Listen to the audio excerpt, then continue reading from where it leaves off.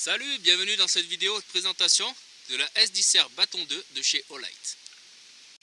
Voilà ce que donne le gabarit de la lampe. Donc pour ça c'est vraiment très intéressant puisqu'on est sur quelque chose de miniature qui fait 7,3 cm au niveau de sa longueur pour 2,2 cm de diamètre.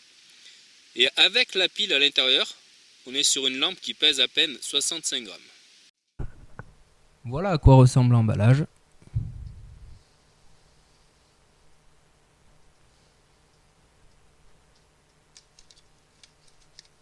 Quand on vient l'ouvrir, on va retrouver évidemment la lampe, le petit boîte d'emploi.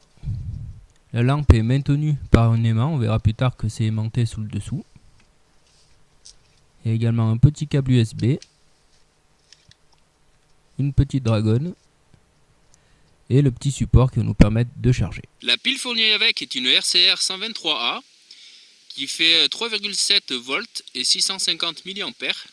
Donc on peut voir à la taille de la pile que c'est vraiment tout petit et ça vient s'insérer dans le corps de la lampe.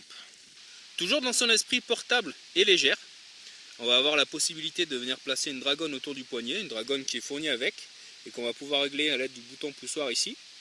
On va également avoir un clip, donc ce clip va nous permettre de placer la lampe au niveau de la poche, mais également sur la visière d'une casquette, donc pour avoir une sorte de frontale d'appoint. Sachant qu'elle est toute courte et légère, ça ne va pas gêner au niveau de la casquette. Et ça peut être vraiment intéressant, ça peut dépanner si on oublie la frontale. Voilà ce que ça donne lorsqu'on vient la placer sur la poche. On va simplement venir pousser pour placer le clip. Donc on va avoir un petit détail assez intéressant, c'est qu'on va avoir un anti-retour qui va venir se caler sur la petite couture qu'on a à l'intérieur des poches. On peut le voir ici, on a quelque chose, un petit renflement qui va venir appuyer. Ce qui va sécuriser un petit peu la lampe une fois qu'elle va être placée sur le rebord de la poche. Pour voir ce que peut donner la puissance de cette mini lampe, je suis allé faire un petit tour en forêt de nuit pour voir un petit peu ce que peuvent donner les différents modes en éclairant la nature. Voir comment on peut passer d'un mode à l'autre à l'aide de son seul et unique bouton. Donc on va voir ça ensemble tout de suite. Ici on est sur le mode le plus petit au niveau de la puissance. Ensuite, on va rester appuyé sur le bouton qu'on voit ici pour passer dans les autres modes de puissance. Donc en restant appuyé, hop, on passe dans un mode ici. Donc on voit pas grand chose à l'écran, en tout cas moi je peux déjà me déplacer. Je reste appuyé, je passe au mode suivant. Donc là c'est déjà beaucoup plus clair. Je peux voir jusqu'au bout du ruisseau là-bas sans aucun problème. Et si je reste encore une fois appuyé, je passe en pleine puissance. Donc là aucun souci.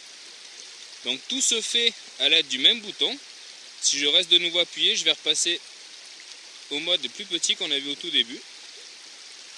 Donc il faut savoir que la lampe, une fois qu'on va l'éteindre, elle va repasser directement au mode dans lequel on était avant. Donc là par exemple je suis en mode pleine puissance. Si j'appuie une fois, ça va tout couper. Et si je rappuie, ça va repasser en mode pleine puissance. Donc ça c'est plutôt bien, en fait ça a une sorte de mémoire. Et ensuite si on appuie 2 fois sur le petit bouton, ça passe en mode stroboscopique. Et si on appuie de nouveau, ça s'éteint.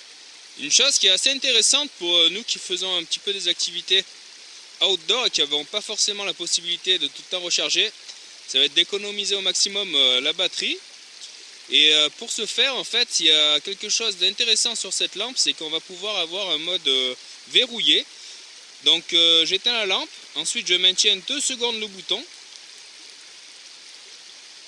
Et là la lampe passe en mode verrouillé, donc si j'appuie, elle ne va pas se rallumer. Voilà, donc j'appuie, rien ne se passe. Pour déverrouiller de nouveau, je vais rester appuyé sur le bouton. Et ça repasse en mode minimal. Et ensuite on peut, comme on l'a vu, naviguer dans les différentes puissances. Gros avantage pour nos activités outdoor, en fait la lampe va résister au choc. Donc évidemment on ne va pas pouvoir la jeter d'un avion, mais si elle m'échappe des mains et qu'elle tombe dans les cailloux, ça ne cassera pas. Et on va également avoir une lampe qui est étanche. Donc pour venir sous la pluie c'est pratique. Et si on vient à l'échapper dans l'eau, bon voilà, ça marchera sans problème.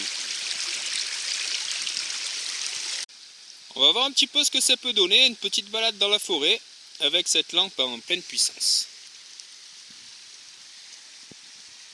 Voilà, on y voit vraiment très clairement, aucun souci là-dessus. On peut voir que c'est également intéressant pour les personnes qui veulent filmer de nuit, parce que l'image est quand même bien claire. Tout ça pour vraiment un très faible encombrement, donc c'est plutôt pas mal.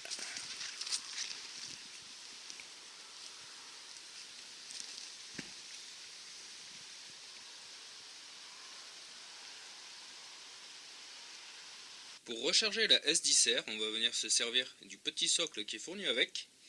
Le dessous de la lampe est aimanté ici. Du coup, on va venir le placer directement sur le socle. Ça va venir s'aimanter assez fortement d'ailleurs, pour venir tenir dessus. Ensuite, il nous suffira de venir relier le cordon USB sur une prise murale avec par exemple un adaptateur pour les téléphones qui n'est pas fourni ici, ou alors sur un allume-cigare ou une batterie externe. Une fois branché sur le secteur, le socle vient clignoter en rouge. Ensuite, on vient placer la lampe dessus. Ça va passer en rouge fixe. Et quand la lampe sera chargée, ça passera en vert. Sur le côté du socle, une petite prise supplémentaire pour venir brancher en série un deuxième socle, ce qui nous permettra de n'avoir à utiliser qu'une seule prise USB, si toutefois on est par exemple sur un allume-cigare ou une batterie externe. Grâce à l'aimant qu'on a au bout, on va pouvoir venir allumer la lampe et ensuite la placer sur n'importe quel support métallique si on a besoin de s'éclairer dans une zone ou une autre à partir du moment où on a un support en métal. Donc là ça va être intéressant puisque la lampe est vraiment légère, du coup elle va avoir vraiment une très bonne tenue sur les supports métalliques. Voilà, au final une lampe très intéressante puisqu'elle va avoir vraiment un très petit gabarit, un très léger poids. Donc quelque chose qu'on va pouvoir transporter facilement dans une poche, dans un sac à main, dans un sac à dos. Quelque chose qu'on va pouvoir avoir sur nous au quotidien, mais également lors des sorties dans les bois.